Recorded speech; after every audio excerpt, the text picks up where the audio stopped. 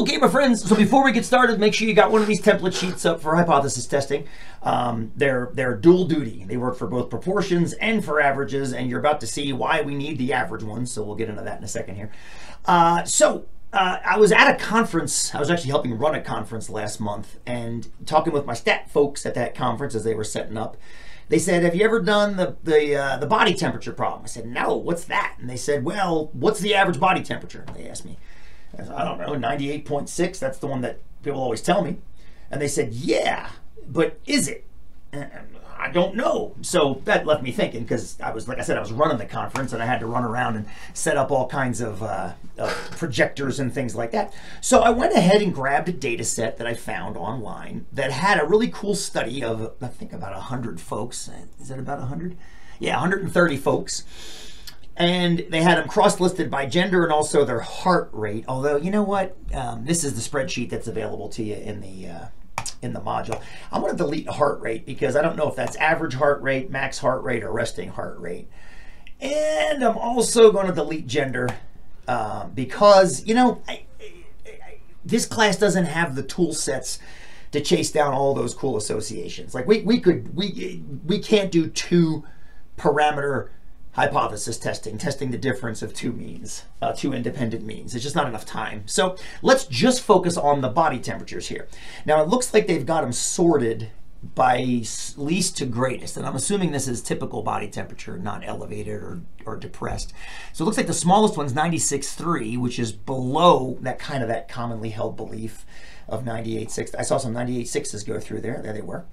And then at the very bottom, looks like somebody, these folks at the end have a body temperature average of 100 or just above. Okay, so they're all over the place, which means I don't know what we should hypothesize as far as, like, is it less than or is it greater than? Now in that case, I'm going to show you what I do in that case. Let's go back to our template sheet. Well, first of all, we're definitely testing mu for sure, right? I mean, we have to be, because we're testing a body temperature measurement.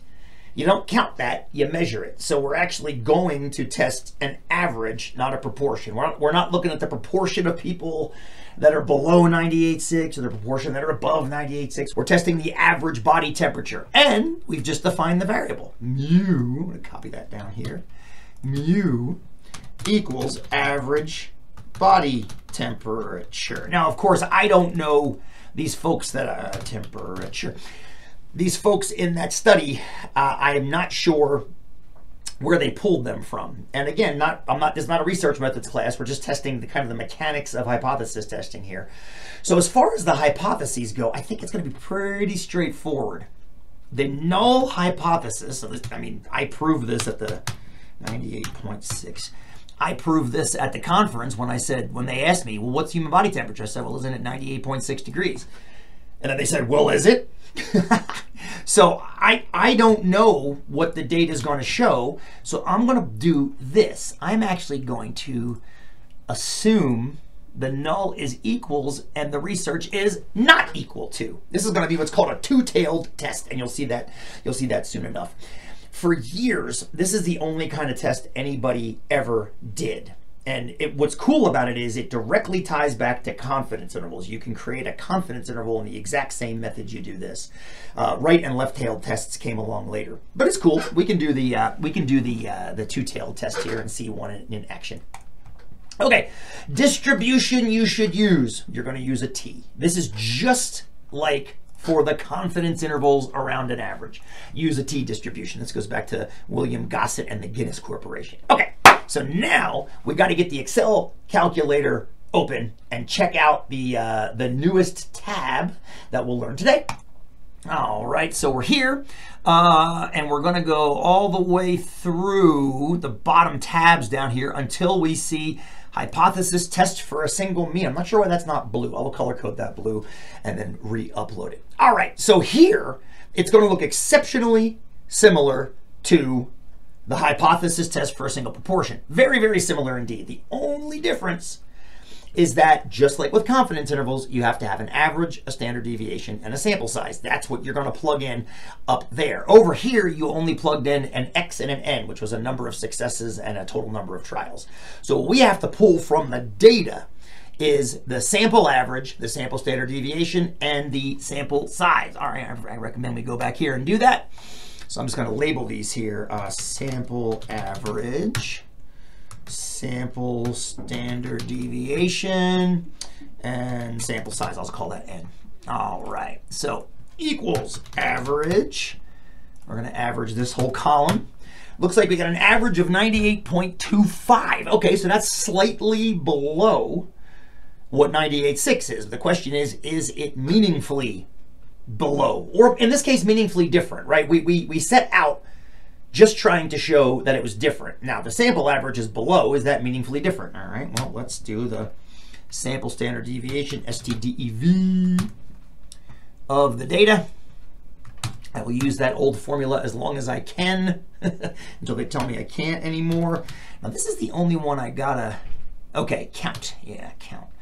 There's a lot of different counts in Excel, and I want to make sure I use the one that only counts numbers because I'm doing the old select the whole column trick, and that label, I don't want to count that label as a data point. Okay, looks like we're good.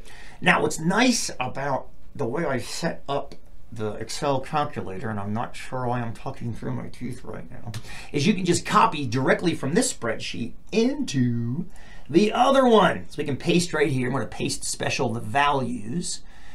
It's going to drop them in right there. Now, the only thing we have to put in, again, is the null hypothesis. Just like we did for single proportion, we have to adjust that based on the study we're doing. And the null hypothesis we're testing against is 98.6. So I've got that right there. Beautiful, beautiful, beautiful, beautiful. Okay. Now we're trying to see if we're going to leave significance and confidence at 5% and 95%.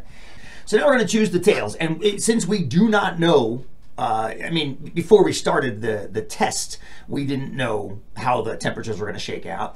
That's why I chose a two-tailed test. I like two-tailed tests, as like I said before, because they're kind of the classic view of you don't know what's going to happen before you start, so you simply say it's going to be different. Okay, now let's take a look over here at the null sampling distribution and where our data. Well, that's interesting. I don't see any p-value shaded. Okay, well let's take a look. Oh, here's why, dear friends. Here's why. Okay. Wow. Okay, so remember when we said the 92.25 was below 98.6? Yeah, 98.25 being below 98.6 doesn't seem like much, right? It only seems about like 0.35 degrees, a third of a degree. How big a deal is that? Okay, now we're going to go back to our practical versus statistical significance, all right? A third of a degree might not be practically significant, but it sure is statistically significant. Check this out. Now, when you run a two-tailed test, you're going to notice the critical values have two values, plus or minus negative 1.979. Meaning, if when you crunch your data, it ends up outside of these two lines, which you can think of as the confidence interval, those two lines. If you end up outside of that, that means your data is significantly different than that confidence interval. And check out where the data actually landed. Negative 5.45 standard deviations away. So in other words, there's your confidence interval. Where did your data land? Over here.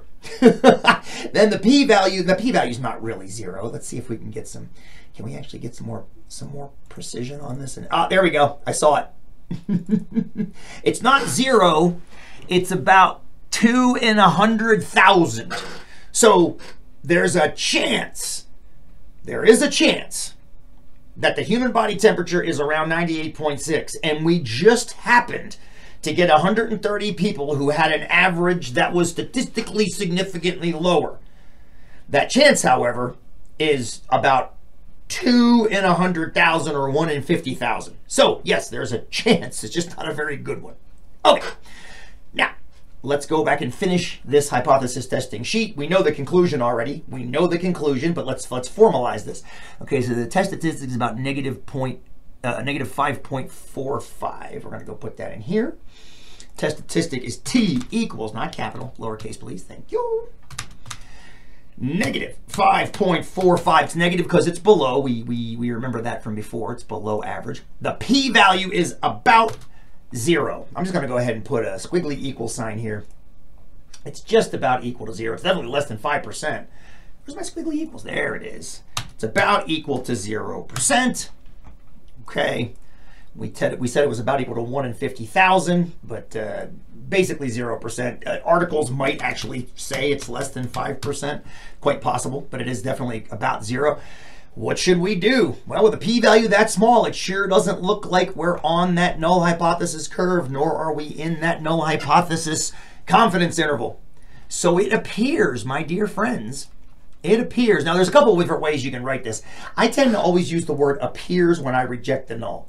So it appears that the human body temperature is not 98.6 degrees Fahrenheit. How many of those did I spell right? No, most of it.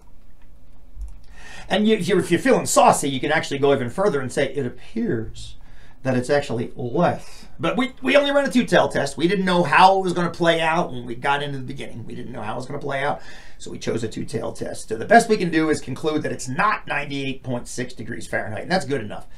Of course, we can always be wrong. Type 1 error is a 5% chance of this happening based on how we set up our test. And this means if there is an error, we claimed that human body temperature is different than 98.6 degrees when in fact it isn't. And how many of those did I spell right? I got most of them right. Yay. All right.